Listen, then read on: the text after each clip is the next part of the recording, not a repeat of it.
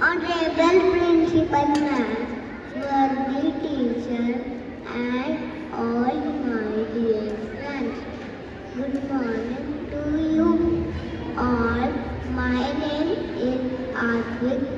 I study in first class. I am here to speak about plastic. Plastic is not good for earth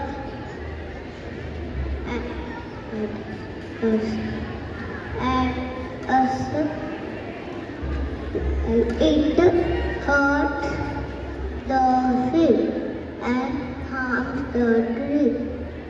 So what can we do?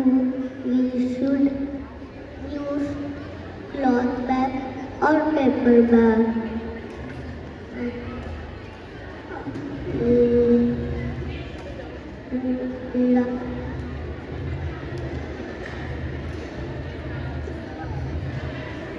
As it is good for